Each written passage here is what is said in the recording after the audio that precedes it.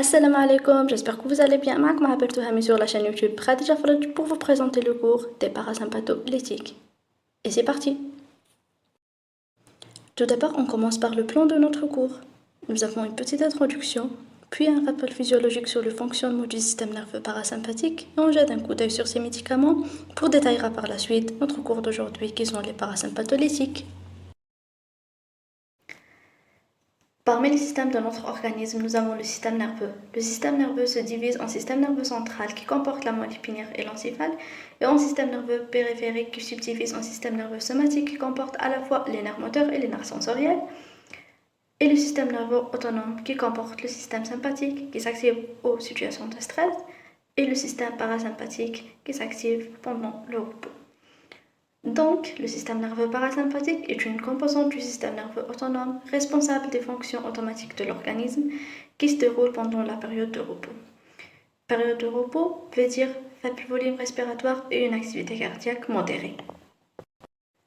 Vous devrez savoir que quand il y a une activation du système sympathique, il y a une inhibition du système parasympathique et vice-versa. Et que les médicaments agissent sur le système sympathique sont beaucoup plus nombreux que les médicaments agissent sur le système parasympathique.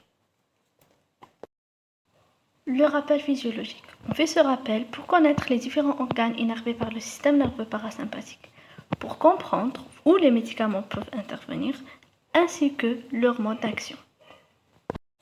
D'un point de vue anatomique, le système nerveux parasympathique est organisé en ensemble de deux neurones pré- et post-ganglionnaires relayés dans les ganglions parasympathiques.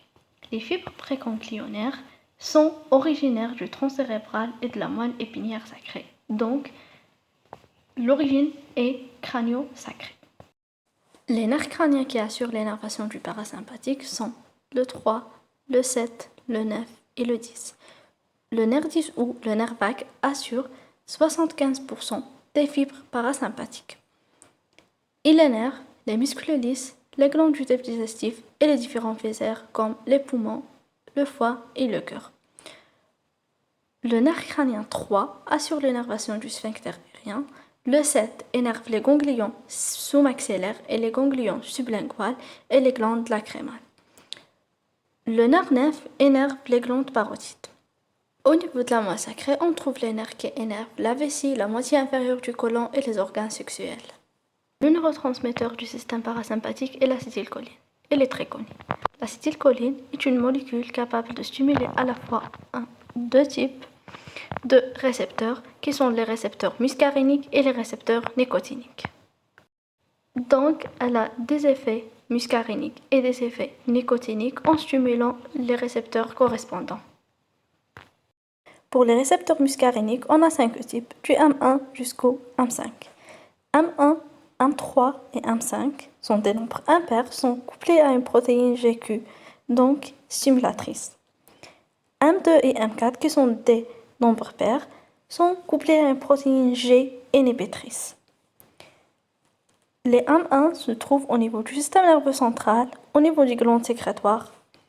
M2 se trouve aussi au niveau du système nerveux central et le cœur. Les M3 se trouvent au niveau du gland sécrétoire, du muscle lisse V0. M4 et M5 se trouvent au niveau du système nerveux central. Comme on a dit tout à l'heure, que l'acétylcholine a des effets muscaréniques et des effets nicotiniques par stimulation des récepteurs correspondants. Les effets muscaréniques sont des effets sur le cœur, sur les vaisseaux, sur les muscles lisses, sur les branches, sur les sécrétions ou sur l'œil. Les effets nicotiniques, comme vous savez que les récepteurs nicotiniques sont des récepteurs canaux préganglionnaires qui modulent le passage ionique sodium-potassium pour enregistrer à la fin soit un potentiel d'action ou un potentiel de repos. Et on passe maintenant aux médicaments du système parasympathique. On a deux types de médicaments, les parasympathomimétiques et les parasympatholytiques. Les parasympathomimétiques se divisent en parasympathomimétiques directs et indirects. Les parasympathomimétiques augmentent ou imitent l'action de l'acétylcholine, donc stimulent le système nerveux parasympathique.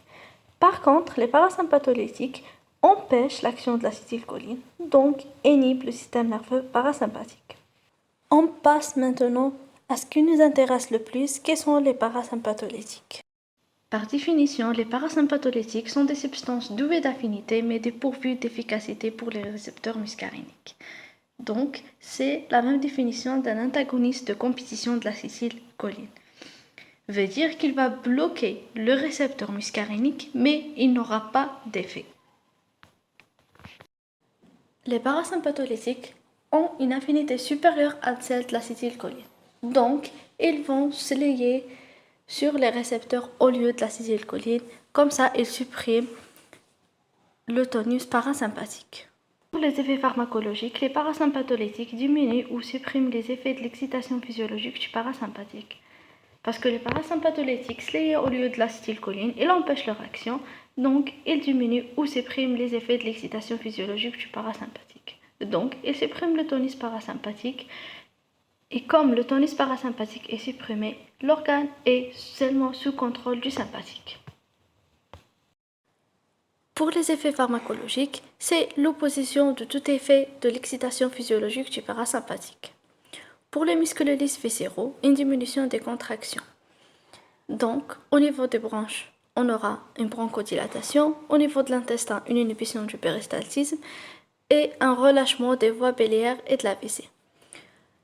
Et parce qu'il n'a pas une innervation parasympathique au niveau des vaisseaux, donc pas d'effet sur les vaisseaux. Au niveau du cœur, suppression du tonus vagal, donc une tachycardie et diminution des réflexes cardio-modérateurs. Au niveau de l'œil, on a une médréase, une suppression des réflexes pupillaires avec une photophobie, une paralysie de l'accommodation et une augmentation de la tension intraoculaire.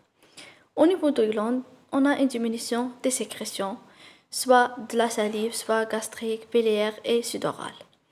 Au niveau du système nerveux central, il y a une diminution des tremblements et à forte dose, une agitation.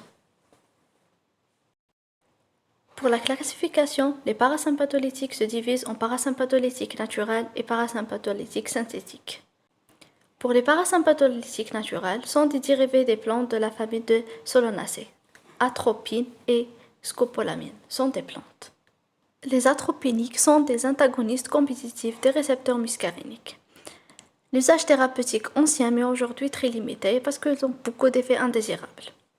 On les utilise dans l'examen de Fondeil parce qu'ils donnent une midréase, dans l'asthme bronchique et bronchite chronique parce qu'ils donnent une bronchodilatation, dans l'ulcère parce qu'il diminue la sécrétion gastrique, le spasme intestinaux parce qu'il diminue le péristaltisme intestinal, et on les utilise comme un antidote du médicament anticholine estérasique. Les anticholines estérasiques sont des parasympathomimétiques, donc on utilise les parasympatholytiques comme un antidote.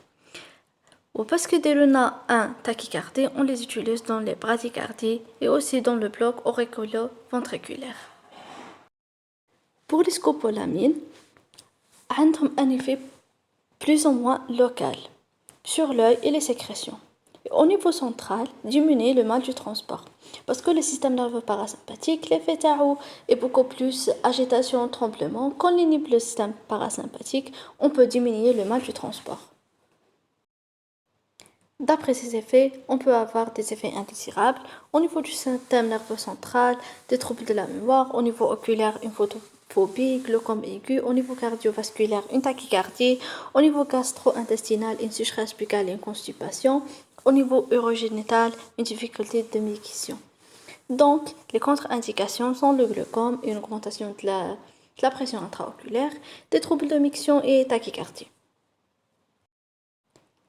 Et donc, les parasympatholytiques de synthèse ou les atropiniques sont appartiennent à 4 familles pharmacothérapeutiques qui sont les médréatiques, antispasmodiques, les antiparkinsoniens et les anti-ulcéreux. Pour les médréatiques, sont sous forme de collyre pour dilater la pupille en vue de l'examen du Fonteil, par exemple le tropicamide. L'utilisation antispasmodique est très régressée au Mahadouchim de cas. Pour l'effet anti-parkinsonien, la maladie de Parkinson a une diminution du tonus dopaminergique et une exagération du tonus cholinergique.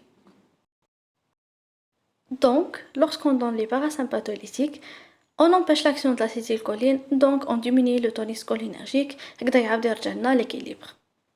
Et aussi, les parasympatholytiques ont un effet anti-ulcéreux parce qu'ils diminuent la sécrétion de l'acide de l'estomac. Comme la péronzépine, qui est spécifique des récepteurs M1, et la télonzépine, qui a une grande puissance. Et c'est tout pour les parasympatholytiques. Inch'Allah تكونوا استفدتوا من هذه la vidéo.